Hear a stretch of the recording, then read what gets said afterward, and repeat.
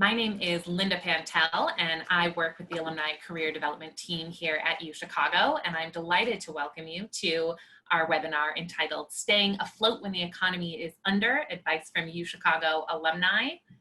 Our panelists on the line both come from the class of 2009. We have Clarice Sue, Product Manager at LinkedIn, joining us from San Francisco, and Sheldon Levy Jr., Associate Director from Horizon Media, tuning in from New York. We're covering the US today. But before we jump into our questions for the panelists, we have two poll questions for the audience just to know a little bit more about the folks joining us on the line.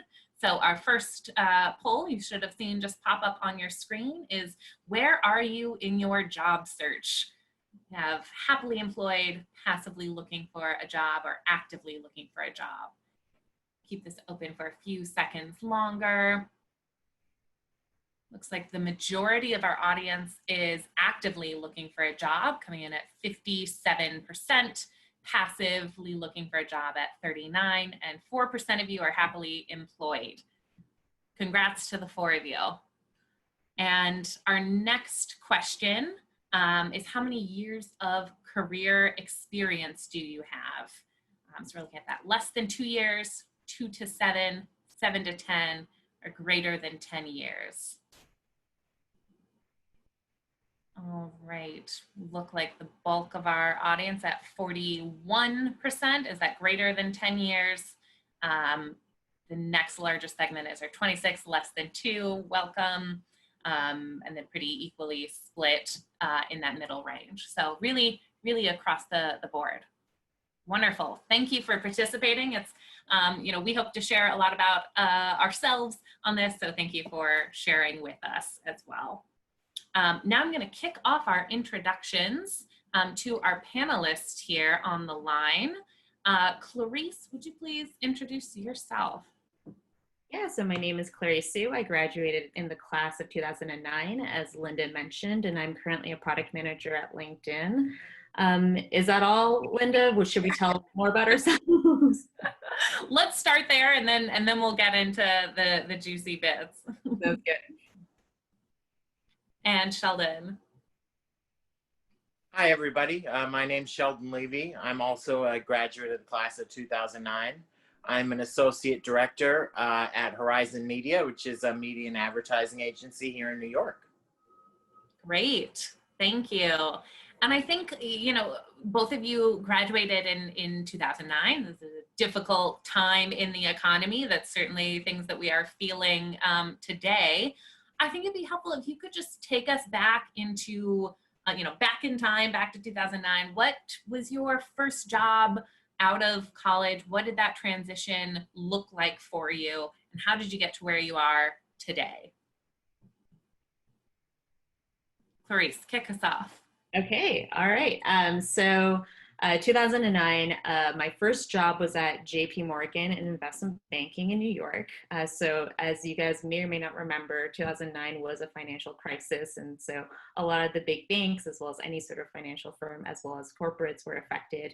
I was fortunate enough to be able to get a job, and I think some of this will come up later, so I can just keep it brief for now. But a lot of it was just like, okay, it's a tough environment, but let's hustle, let's find make a good impression with people who are able to provide jobs and just see what's out there. So I was able to start with JP Morgan, worked in New York for a couple of years with their tech, media, and telecom investment banking group, and then moved to San Francisco for another couple of years. But I'll keep that story aside. But it was tough. That's a bottom line. But we'll talk more about it later. But really, the hustle is important, and just being open to what opportunities are out there. I'd have to completely agree with Clarice. I had a slightly different path. I was unemployed for the first 9 months after we graduated, so it was a really hard road for me. It took a lot of hustle and pounding the pavement. It took a lot of introspection as well. The job I ended up with at Zenith Optimedia, was not the job that I had started out looking for or even knew existed. But it turned out very much to be the part of advertising that I was most suited for. So the perseverance and the openness to accepting something that may be completely different or even just slightly different is really key in broadening, you know, your scope and the possibilities for you. Mm. Yeah, in you know some of our discovery questions, you know, we talked a lot about timing, and I think particularly you know, right after graduation or looking at a job search, it's very easy to have one you know timeline in mind, and right now that is a time, and now we are facing in which timelines do not hold. Can you speak a little bit about you know and some of the details about how graduating in a recession both highlighted, you know, the challenges and then what those opportunities were when your timeline shifted and what you expected? Sheldon, go. Sure. I'm sorry, I keep having to click the unmute on my iPad. I apologize. For me, I think that the timeline certainly became a very much a long game for me, obviously. But the biggest thing in retrospect that was a hurdle for me was comparing myself to the timeline of others. I think certainly we're in an economic and job market situation now that looks very different to anything that's been seen before, certainly in our recent history. But I'll tell you, the thing I struggled with most was just feeling resentful of people who had jobs. 10 years ago, the Career and Planning Services Office, which we called CAPS back then, was very much focused and really good at getting students jobs in 3 areas: in banking, in finance, and in consulting. And I think some of that comes from the fact that the interview process for those industries for entry-level positions is very much structured. It's very much sort of regimented. There are levels to the process, and it looks similar at different firms throughout. I work in advertising where nothing is the same from day 1 to day 2. A lot of it deals with fuzzy math. A lot of it deals with feelings, and mostly because you're trying to speak to people who react differently to messages. But that was the biggest thing for me, was getting over the fact that other people had gotten it done. Other people had jobs from the fall of our 4th year, you know, and it's okay if you're not in that place right now. I think that was a big difference as well for many people in our class year. Those who had secured jobs in the fall, when sort of the full fallout of the economic crisis was just presenting itself. You know, the fall of our year was the 2008 election. That's something that I often forget.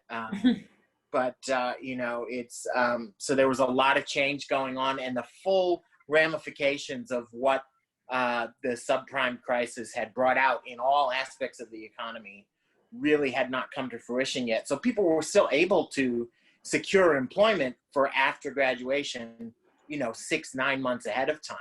But once we started to realize things, that's when the market really tightened up. So mostly, this is a long way of saying that just run your race. Don't worry about what's happening with other people, past coworkers, you know, student friends, your neighbors, whatever. You just have to run your own race, because there's no really way of comparing yourself to someone else, even if they're pursuing the same sort of career. There are all sorts of variables. Yeah, I think that's great, Sheldon. And I just want to add to that, even though, you know, I'll share a story about when I went to business school. So I went to Harvard Business School from 2013 to 2015, and those were certainly not recession years. But what you notice when you're, especially in a hyper-competitive environment where everyone's career-focused or whatever the case may be, is that there is a very strong temptation to go get that job that looks great on the resume and to get it done soon. So even at Harvard, banking, finance, consulting always recruits early, and everyone gets that job. That, like, you know, they can say by December they're done and then vacation for the rest of the year. But what's really important is to make sure you do your own thing. And I think a statistic that we're often told after business school that I think is almost universally true across business schools is that like half of your class will turn over in their jobs within the first 18 months, which means that they're not happy with what they got and they actually want to do it again differently. So I've seen so many classmates say like, I really wish I didn't take this banking job. I don't know why I did it, or consulting job.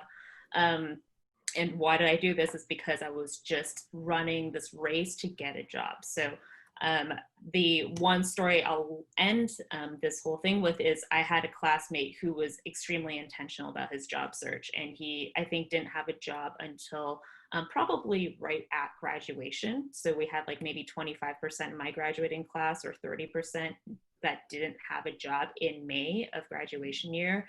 But what he did was he was extremely intentional about what he wanted and what he was looking to get in his next job.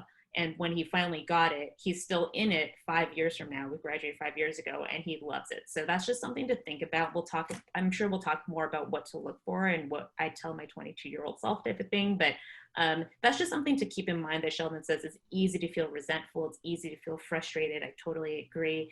And then you look at everyone else and you're just like, let me run that race too. But make sure you're intentional about what you're trying to do. That's so important. I think something you both touched on is it's easy to see the risk in not having a job. That feels very scary, and that uncertainty is, it can weigh really heavily. But Clarice, what I'm hearing from you is that there's also risk in taking a job that ultimately, isn't what you want or isn't good for that, for you at that time. Can both of you share a little bit more about how do you take on risk in an environment and in a world where the stakes feel heavier, they feel higher? Sheldon, do you want to tell your story about China? Or sure. Yeah, Okay. like, that's a great story. So about 5 years ago now, I worked for Zenith Optimedia at the time.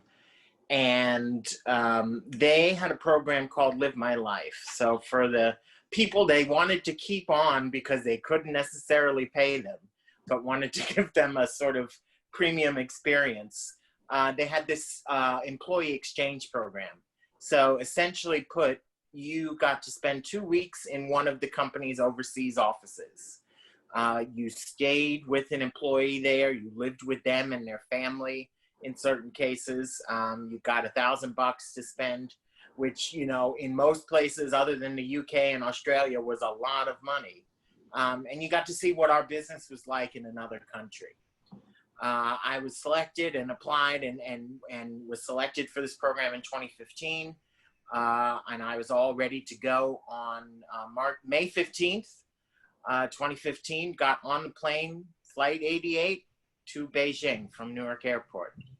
I got to Beijing, met my host, and, I said, thank you so much for having me, gave him the little duty-free things I had bought for him, and said, I'm happy to be here, but I'm very tired. Let's take a nap.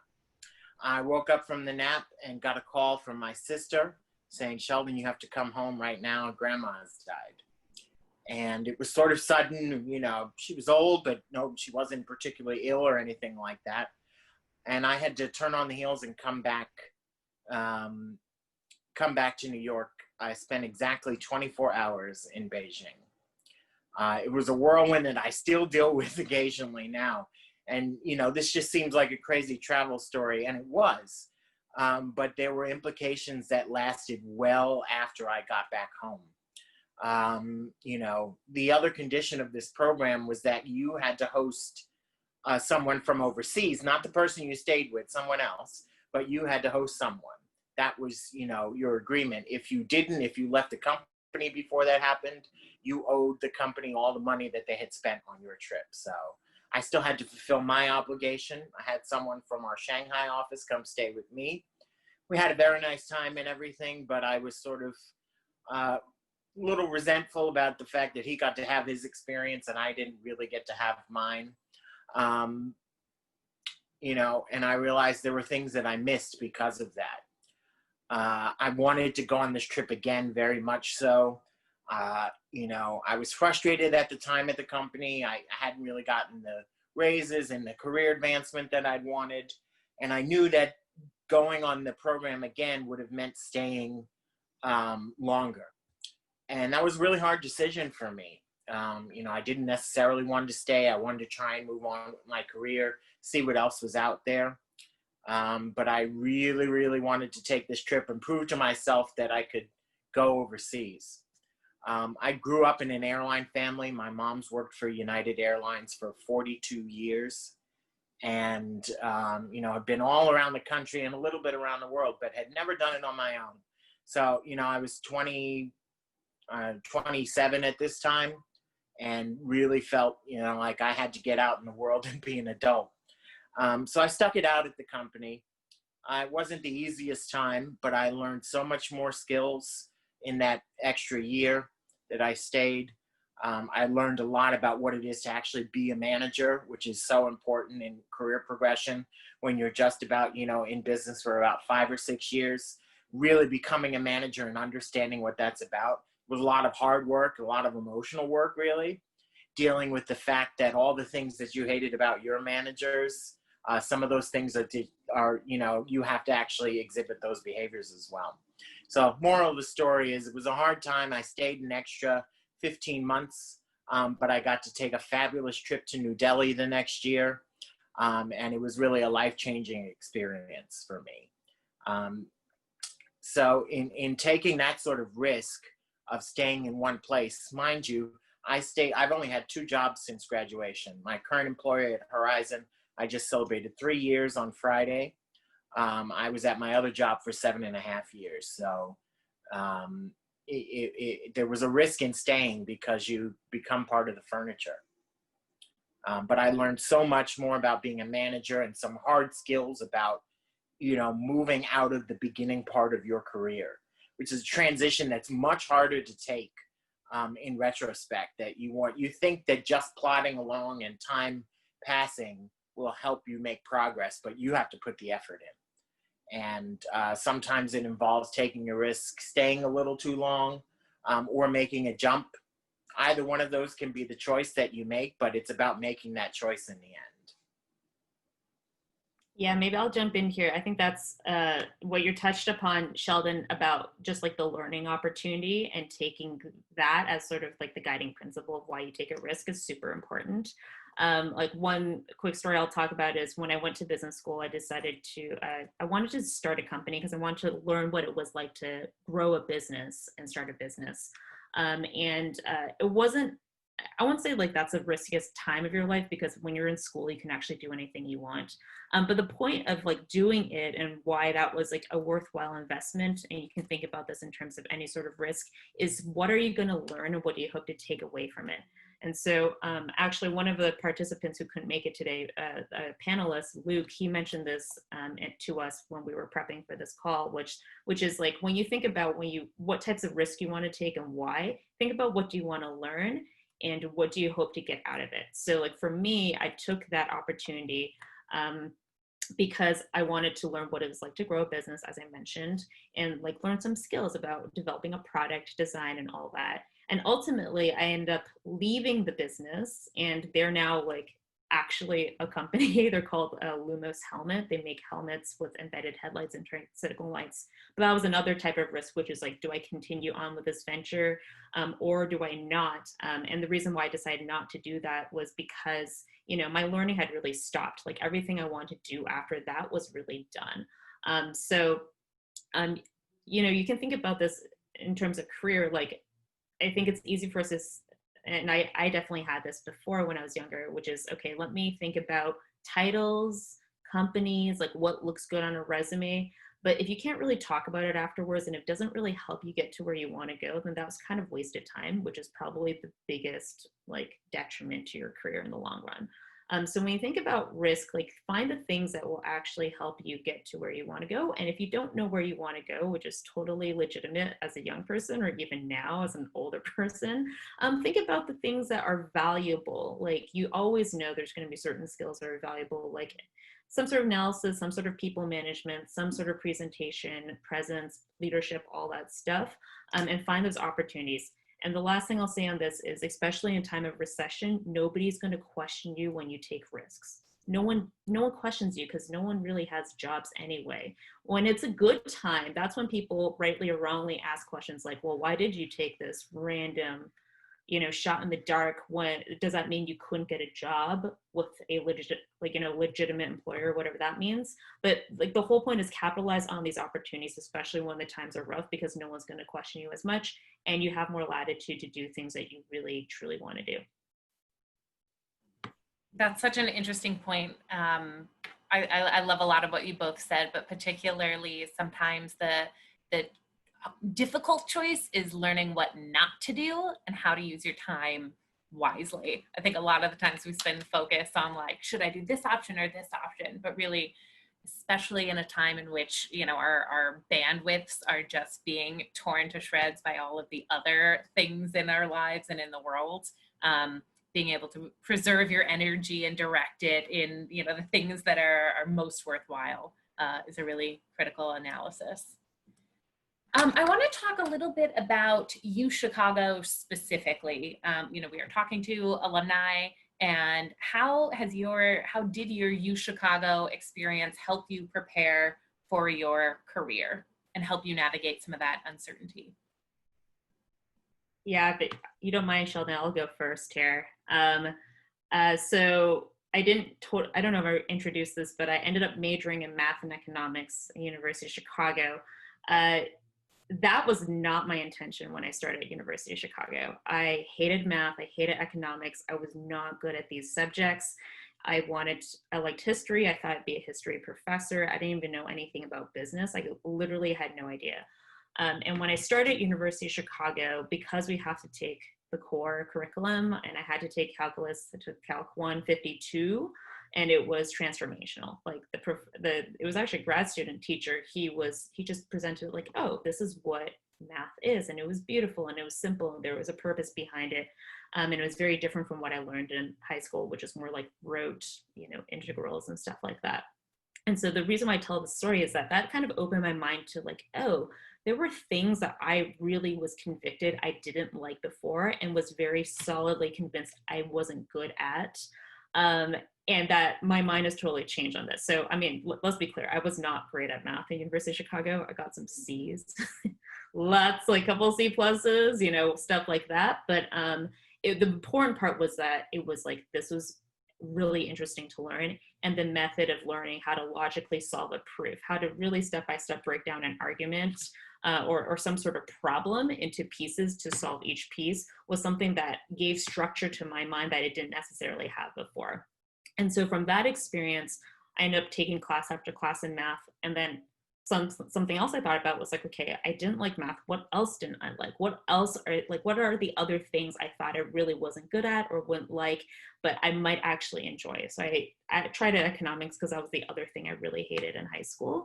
And so I didn't like economics as much as math, but it ended up being something I ended up majoring in. And that transformed me because during the entire process, I was like blown away, like, okay, what else don't I know about that I could really enjoy? And something I always kind of knew, but never had the vocab to like map to was like, I always knew I liked building things. Like I always was running clubs in high school or starting new clubs and, whatever the case may be. I liked working with people and organizing things. And so I took the opportunity to check out something that was called Chicago Careers in Business, which is called something else now. I don't remember what it's called, but it was essentially like an opportunity to introduce college students to the world of business. So I joined that organization and it just opened me up to like, oh, what is investment banking? What are different industries like marketing and so forth? So long story short is it was really just being open, and University of Chicago really did push me to be open because I would not have taken math if I had to choose my own courses. But being open to that really, like, I feel like my entire direction in life has changed. Like even despite getting pretty low GPA in math, everyone just thinks I'm analytical, really good at this stuff, just because of, being steeped in it for, 4 years. So that was really my journey. And I just give University of Chicago so much credit for that.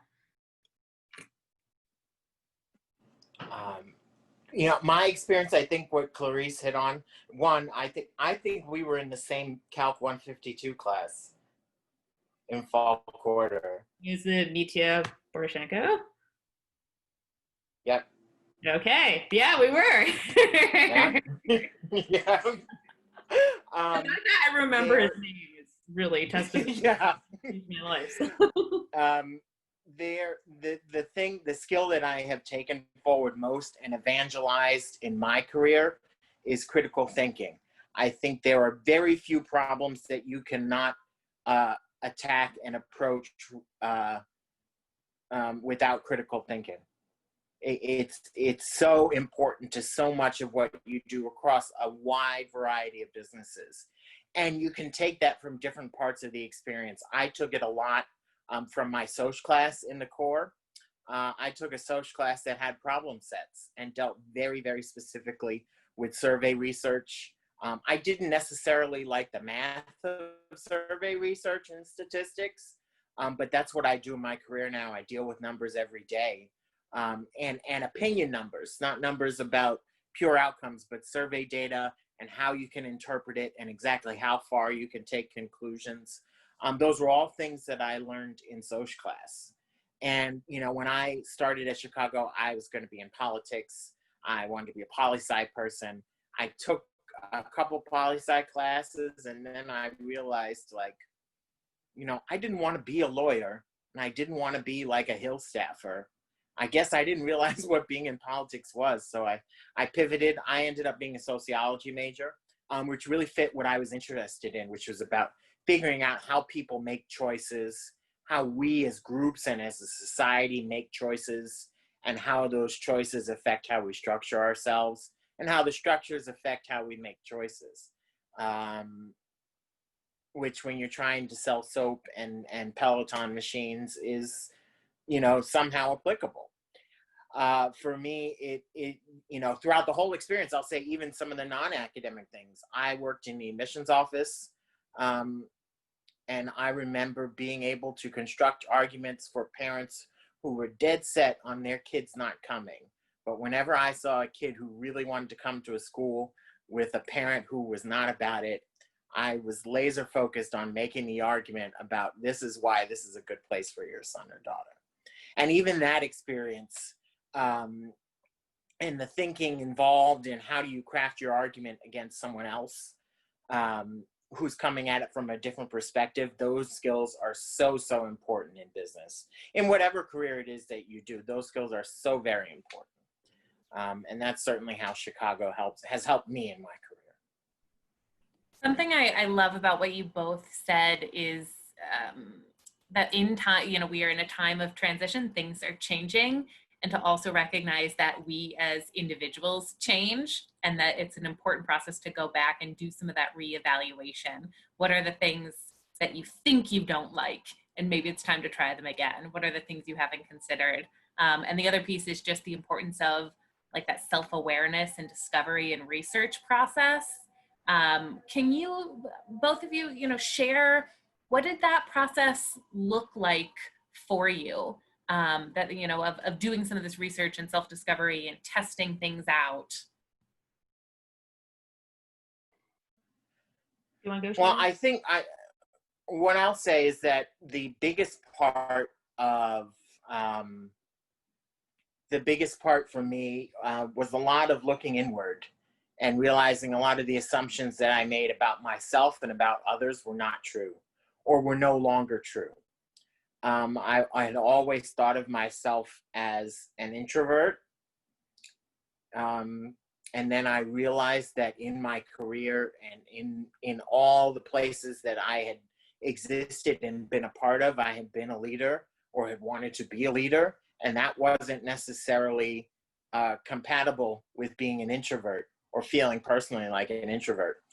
So I had to lean into that and realize that it was okay for me to feel private, but to still be outgoing and bombastic and verbose when in public.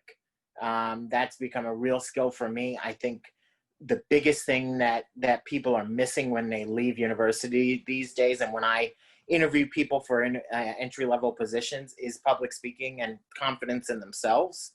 I think you have to remember that nobody is expecting you to know everything about the business or about the position you're applying for, because if you did, you'd already have the job. So it's okay to just show, you know, you are interested and putting the pieces together. but do not try to know more than you do.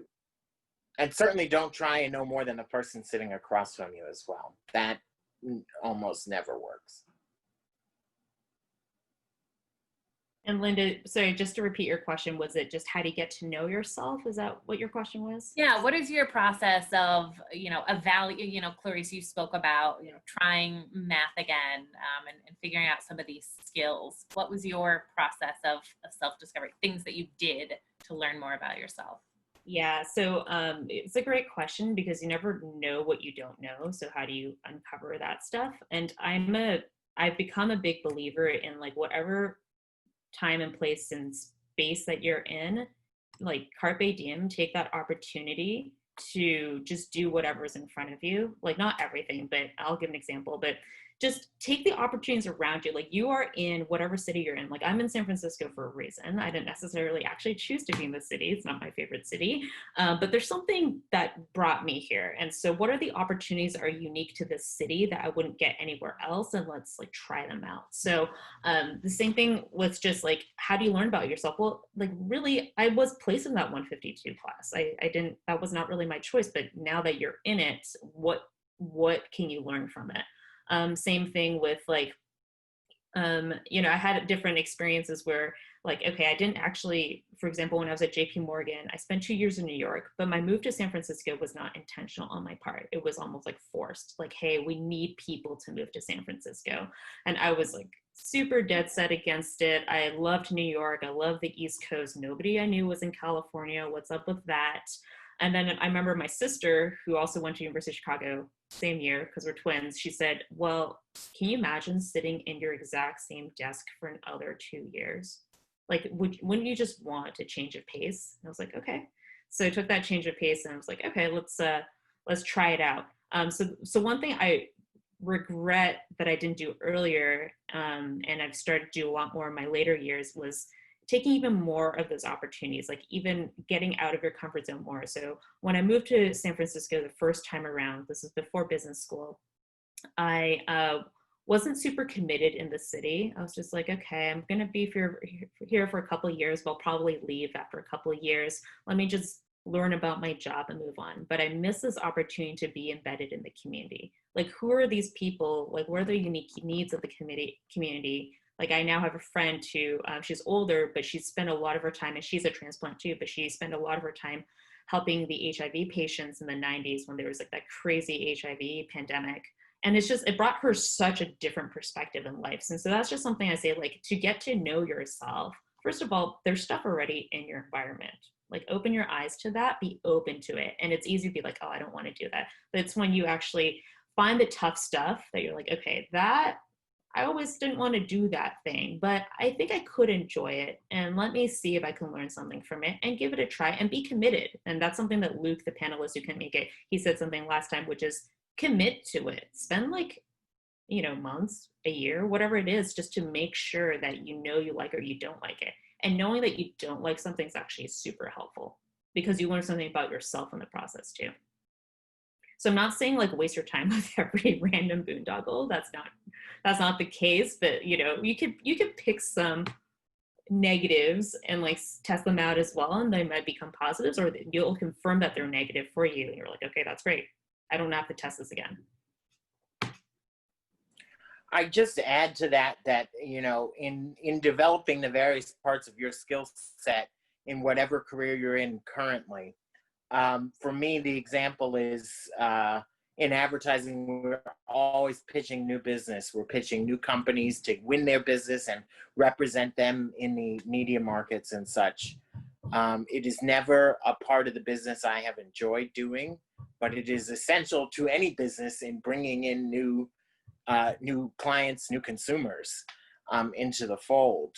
And I realized that my career was being stagnated, not because I didn't do a good job when asked to work on a new business pitch or something like that, but I was never enthused about it and was never, giving extra or bringing new perspectives. I was just doing what I was told and that was it. And once I realized that internally, that it's okay if I still didn't like to do it, but I had to do it well in order to move forward. And that sometimes can seem like something that you can't resolve, but it's okay. And you have to be honest about it as well. I'm honest in saying, like, I'm happy to work on new business, but please do not expect me to be rushing towards it and saying, rah, rah, that's okay. But if you can prove that you're dedicated once you're on a project and that you can put all of your effort into it, that was something that was big for me and opened a lot more doors for me. So, embracing the things that you're least comfortable with doesn't necessarily mean you have to be at 100% all of a sudden, but it does mean that you have to bring yourself up to the level where you're no longer hesitant about engaging in that area. Thank you. I want to ask another UChicago specific question. I mean, you all have both been out of the university as a student for some time now. In that time, how have you used the Alumni Network, either when you first graduated, or what have you learned to be able to mobilize that network now? And what would you recommend to folks on the line? So I will start. I have become very super involved in the Alumni Network. Linda knows. So I'm on the Alumni Board of Governors. That has been an ambition of mine for most of these 10 years. And I've been very happy to join. Our other panelist who wasn't able to join, Luke, he's also been selected starting this July. So for me, I used it as very much a way of getting exposure to how people work in other areas and bringing some of that into my own career and my own perspective as well.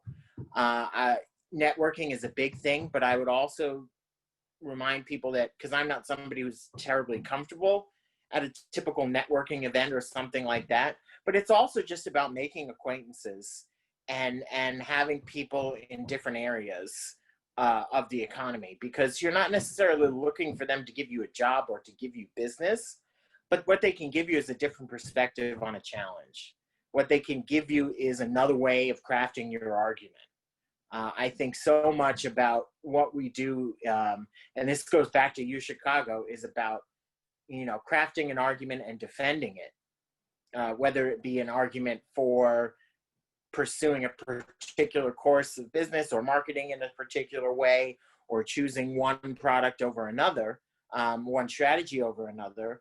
The art of crafting your argument towards the person on the other side of the table has been lost in much of our society, that we stick to the way that we see the argument and just pound on that over and over and expect people to give in. Whereas knowing how someone in the legal field or in the medical field or in the financial world would look at a particular problem, what questions they would ask, makes you so much more adept at crafting an argument that's good for the audience that you're trying to deliver it to. In my work with the Alumni Association and at all the events that I would run, and these are casual, social things like wine tastings and food tastings and such that we would run in New York. I met a lot of people who helped me, give me perspective on what it is to work in other parts of the economy. And that's given me a great diversity of knowledge and helped me in making arguments to different kinds of people. In my business, you have a lot of clients who are maybe marketing professionals. I have some other clients who are people who were just put into the marketing role within their organization and are not really passionate about it. And those are two different ways of making you have to change up your argument. You have to change up the way in which you relate to these people. And that's something I would not be able to do if I only knew people that worked in advertising. Yeah, on the networking front, so I am not great at keeping in touch with people. I think like the networking thing doesn't come to me naturally, nor do I have a whole ton of time to do it. I think that's probably an excuse, but I mean, I went to probably the most networky business school, and even then I probably didn't, play golf with everyone every week, but that's not the point. I think the point of using the institution that you graduated from is just you have it's like an option to call anyone at any time. And I would say, like, in terms of how you can, or I would, or I do leverage the Alumni Network, is when you need something or when you think you could take a next step in your career, just start looking around. Everyone knows this, but start looking around and ask direct questions. Like what I've found in my experience is, look, every time you send out a cold email or whatever the case may be, you know, you're not always going to have a good hit rate necessarily, but you have to put yourself out there. That's the whole point about networking. So I think my like takeaway from this is when you do need to reach out to people, make sure you're very pointed and direct in what you're asking, because I find that the response rate's a lot higher when you ask that. And you can always end with, and you know, if you know anyone else, let me know. And like, I think everyone who understands the value of networking understands that like people just need help, and they're not going to malign you for not having kept in touch with them for like 5 years, whatever the case may be. Everyone's always open to, like, everyone understands that like if you need something at some point in time, if they help you, then you know you'll remember them later. So I don't know if that's a direct answer to your question, but my point is, I think networking is a high investment activity. If you have other things going on in your life, like, you know, you have kids, whatever the case may be, don't beat yourself up because you weren't able to call that person every single month. But realize that when you haven't done that for a while, don't beat yourself up for that and not actually take advantage of the opportunity to then go reach out to that person again after 5 years. Like just do it. That's the whole point. Just do it when you can, when you have the opportunity, when it makes most sense. Yeah, it's never too late. And there's a lot of value in keeping those loose ties. We have a question from the audience that I think Clarice would like to answer. And their question is about career services specifically. So from the university, and how did career services help you in your job search? Yeah, so I'm going to say something that Linda, you might not like, but I would say generally career services is there as a like lowest common denominator to just show you what's you know, available on campus. They're not going to get your job for you. They are not going to, you know, do everything that you think they should do necessarily. And that's not just true of University of Chicago. That's also true of any other school. I went to like my business school. I told Linda and Sheldon this before. I think when people matriculated to Harvard, they were like, oh my gosh, I just thought jobs would rain down on my head and I wouldn't have to do any work. That is so far from being true. That was so far from being true. You had to hustle like every single other person. So I think, you know, they're there just to show you what's available. They're there to also tell you how to use Alumni Network and how to,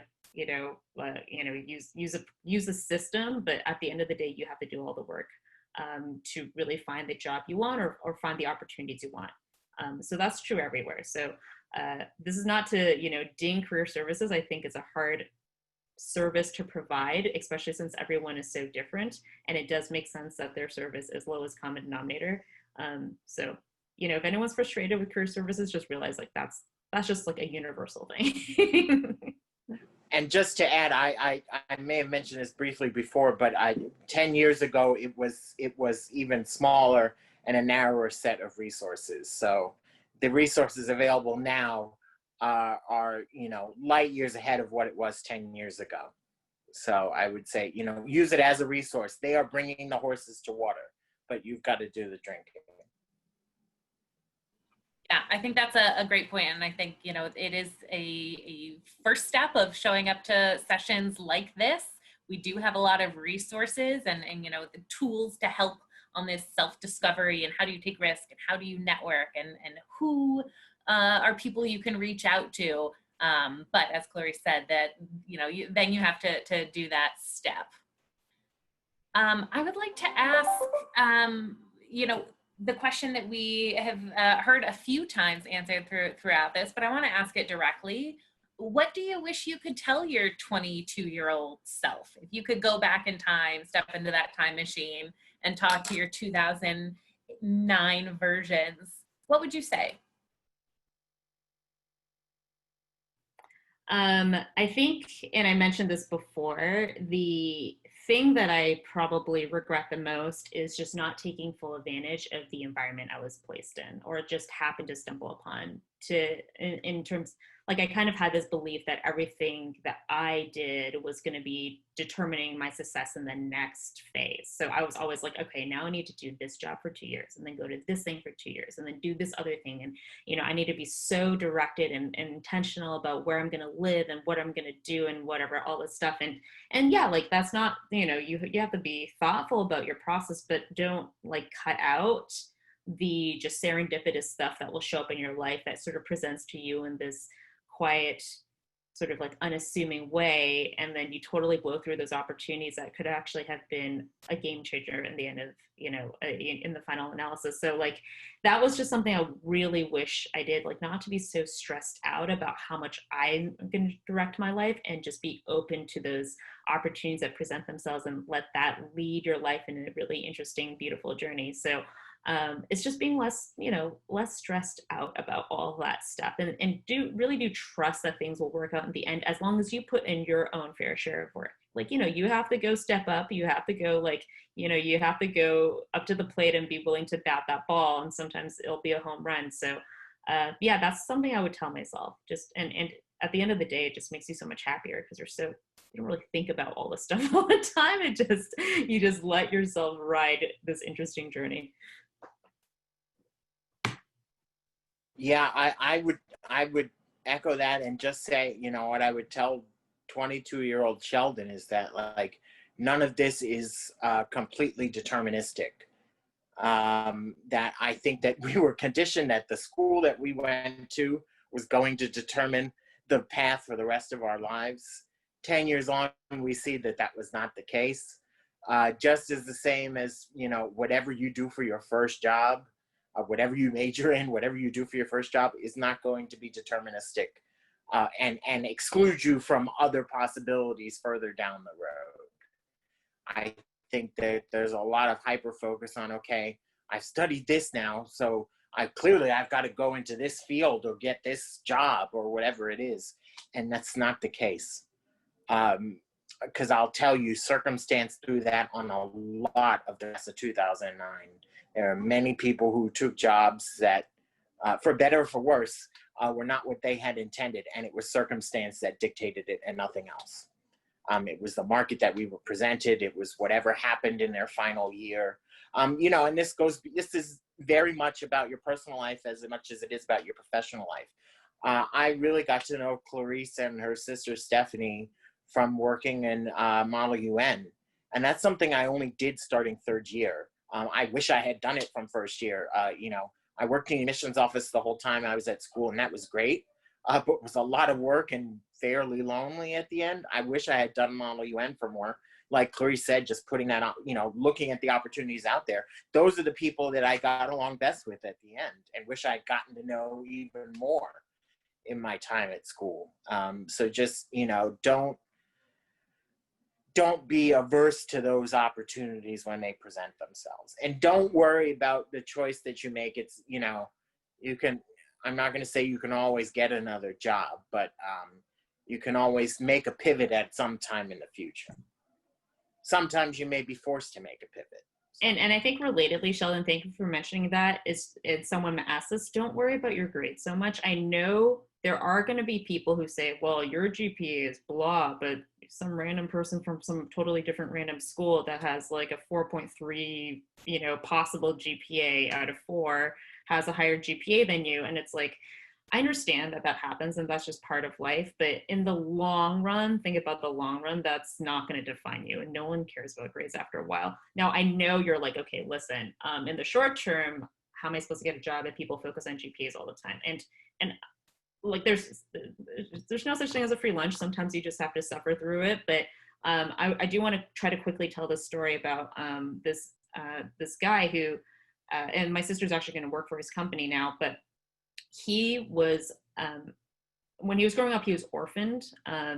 He was like shuffled around a bunch of places, and he ended up just taking opportunities that he had. And one of the opportunities was learning how to work with tools. And so he was working with his dad when he finally came back from the orphanage, long story, in their tools business. And he realized, like, oh, you know, we see all these tools coming from Japan that are brand name and they cost like 3 times more than these generic tools. Why don't we just actually cut out the middleman, make a generic tools business? He never really went to school because he was in that orphanage and his grades were horrible, so he never really had that opportunity. But long story short is like several decades later, he's built this $5 billion sales company of generic tools, like, things like buffers and like whatever saws and all that stuff. And he just really never let like the setbacks in his life take him down. So definitely in the short term, yeah, he couldn't really go to school. He wasn't good at school. He was in this orphanage, all this stuff, but he really just like persevered and had that grit. And I know it's a part of it might be a personality thing, but another thing is also a lot of it's attitude. So, whatever lemons that you're handed now, just realize that you have the power to make them into lemonade in the future. So like, take that as like a positive motivation. I love so much of what you all just said. I think Sheldon, one more. Yeah, no, I would just add to that a few points. Number one, not everybody's GPA is a UChicago GPA. Number two, I had C's and D's on my transcript and, was still able to get employed. I would just remind everybody that if a company's culling down or making that a key priority in their recruiting, they may not be worth your time, to be perfectly frank. They're either doing it just because they take too many applicants and have to cull it down somehow, in which case, as Clarice said, that's the way that the chips fall sometimes, and it sucks.